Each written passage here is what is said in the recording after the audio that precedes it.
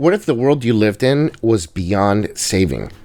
What if every hero, every rebel, was just as flawed as the creatures that they're fighting?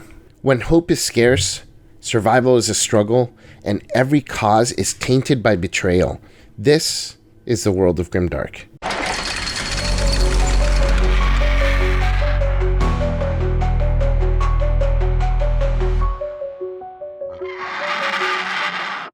Hey everyone, my name's Vase, and in this video we're going to be diving deep into what makes a tabletop role-playing game Grimdark, how it differs from other genres, and why it resonates so deeply with players. Grimdark is defined by a set of core characteristics. Now, all of these combined make Grimdark, but some of them may bleed into other genres, specifically horror, and we're going to talk about that in just a second. I think the defining feature of a Grimdark story is that of moral ambiguity.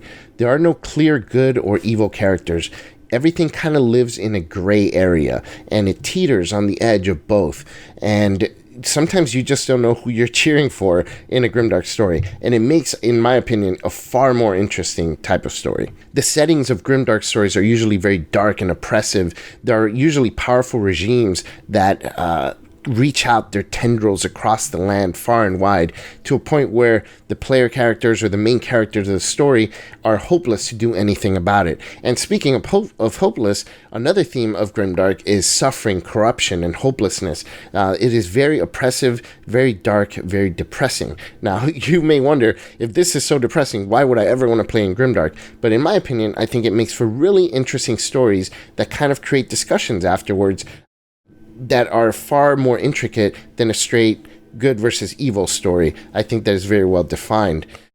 Grimdark being not so well defined as far as the moral line between one side versus the other, I think creates some really, really cool and interesting stories. So where did Grimdark come from? I don't think anyone truly knows the origin. Some people kind of attribute Joe Abercrombie's first Law series. Some say Warhammer 40k. I think Grimdark got defined as a genre recently as like the late 80s or maybe even earlier mid 80s. But before then, you really didn't hear the term Grimdark. In my opinion, Grimdark kind of has been around, not quite as long as horror or comedy or adventure, but Grimdark has been around a little bit longer than some people give it credit for. In my opinion, my favorite Shakespearean story, Macbeth, is a Grimdark story. It has all the elements that one would see in a typical Grimdark tale. It just wasn't defined as that at the time when it was released. But now, more recently, in pop culture, we see a lot of Grimdark stories that are definitely defined, such as the first Law series, Blade Runner, is one that's attributed to being Grimdark, Warhammer 40k, A Song of Ice and Fire, Game of Thrones, the Dark Knight series, The Witcher, and the Dark Souls video games. As far as tabletop role-playing games, there are a lot of really cool Grimdark role-playing games, and the ones I would recommend, Shadow of the Demon Lord, Merkborg, Cult, which if you've never heard of it, it's a very, very unknown role-playing game. They're very dark. It kind of teeters on horror, but in my opinion, it still is a Grimdark game. Also, Tales from Elsewhere, now they define themselves as adventure horror or action horror, but I think it also has a lot of Grimdark elements that are pretty cool. And of course, the game that I'm working on, Left for the Vultures, is definitely a Grimdark game. Now, don't confuse Grimdark with horror. I mentioned it earlier, and I'm going to talk about it in just a second here. Grimdark is not horror, and there are horror games that are most definitely not Grimdark. For example, Alien, the role-playing game, is not Grimdark. Call of Cthulhu, Delta Green, those are horror role-playing games, definitely not Grimdark. So now that I mentioned that, what sets Grimdark apart from horror? What sets the two genres apart? So Grimdark usually involves a morally gray world. Survival against oppression is a really big theme in a Grimdark story. A lot of Grimdark stories deal with the degradation of humanity as kind of a main theme as well. So there's usually little hope for a better future, and it's very, very oppressive. Most Grimdark stories don't have a clear good versus evil. That's another huge one. Usually, like I mentioned earlier, is a very gray area. You don't know who you're rooting for. If, for example, like Game of Thrones, if you ask 10 people who've seen Game of Thrones or read the books, they ask who their favorite character are, you're going to get 10 different answers because no one character is defined as the hero or well-liked or so good of a character. I guess maybe Jon Snow is the closest to that, but even he's flawed, right? So there's no clearly good versus evil characters, and you really don't necessarily know who you're rooting for. And in the end of a Grimdark story, there tends to be a kind of unsatisfying ending per se. It is satisfying, but in a different way than what most people are used to, because the heroes may end up fighting the villain of the story, and by the end, once they defeat it, they look back and they have to think, like, what price did we pay in order to get the power to defeat this? Maybe they made some dark deals. Maybe they lost some of their humanity. There's always something else involved, a price to be paid, and it's kind of left there. It's not just, we won, everything's happy, everyone's going to survive and we're good. It's like, now this cost that we paid, now we have to deal with the repercussions of that. So there's a bunch of other stories that kind of span out from that. So there's never really a clearly defined ending to a Grimdark story. On the other hand, horror tends to have clear delineation between good and evil. You have survivors or good guys fighting some evil presence. Usually horror stories focus on fear and terror, and usually there are specific supernatural or monstrous threats involved. The emphasis of horror is survival, but it's basically psychological or physical dread that the main characters are struggling with, and there usually is a definitive conclusion to a horror story. I mean, it's either the good guys won or the bad guys won. There's plenty of horror stories where it's not a happy ending because the evil won and now it's taken over the world or whatever, but that is what happened. Or if the good guys won, they destroyed the evil presence and now everybody's happy again. This is very clearly defined, and you know who you're rooting for. You're either rooting for Ripley or you're rooting for the aliens, but you're rooting for one side or the other. Whereas in Grimdark, you kind of like this person. There's parts of them you don't like, but you also kind of like this other person, and you don't know who to root for. You really don't want the two to conflict with each other, but they are going to, right? So this is a major difference. So as far as the player experience in a tabletop role-playing game, Grimdark differs highly from high fantasy. You have like Dungeons and Dragons and Pathfinder, where it's very heroic, and it's, the good guys are going on this epic quest to defeat the major evil, and the good guys are clearly good guys. They may make a few questionable choices, but overall they are heroes, right? Whereas Grimdark, you're usually not dealing with heroic virtues.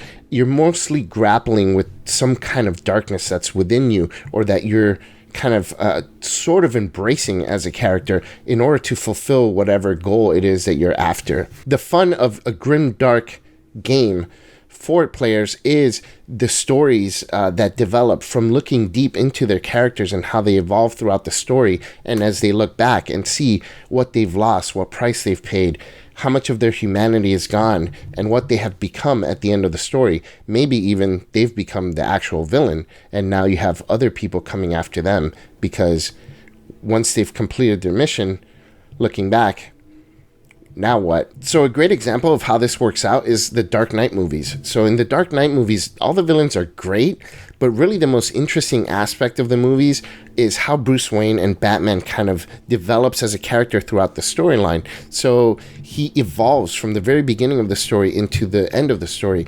Even the most recent Batman movie, The Batman, he starts off as this symbol of fear for those who are criminals, and the city is so oppressed by this criminal element, he can't deal with all of them by himself. So there's that oppression element, right? He can't deal with all of these oppressive criminal elements that are going on in the city by himself, but what he can do is become the symbol where it's unknown, and every time someone sees that bat symbol in the moon, fear strikes at those enemies. But by the end of the movie, he goes through this growth, and he starts to understand that maybe it's not fear that he needs to impose upon the city, maybe it's hope. So in the end of the movie, he becomes a symbol of hope as opposed to a symbol of fear. So this growth of the character, and within the story, he kind of struggles inside with all of these elements of what he is, what is he becoming, especially since he is a vigilante and he's kind of at odds with the police and they think he's involved. So all these elements that are kind of part of him that he needs to deal with and struggle with, in addition to the oppressive nature of the city. Also with the player experience is the game mechanics. Grimdark Tales tend to have much harsher mechanics for player characters. Grievous wounds, easily killed, madness, permanent damage of some sort, right? Mental or physical scars, that kind of stuff. They really are there to enforce the bleak world that you're creating for this grimdark story. Whereas in a heroic fantasy game like Pathfinder or D&D, you take a bunch of wounds, you heal them, and you're perfectly fine. You take a bunch of mental horror or mental damage, you heal, and you're perfectly fine. In grimdark stories and grimdark games, these things tend to linger or stay permanently with you. So that's another element that I think is really interesting as your character develops and goes through their arc. Those wounds and those scars do tend to affect who your character is becoming. So in a tabletop role-playing game, a key theme for a grimdark story should be like morality and the consequences of one's actions. It tends to challenge the typical heroic storyline. You're not just some hero, you are dealing with moral quandaries, you're dealing with betrayal, you're dealing with complex character development and motivations, the costs that you paid for your actions.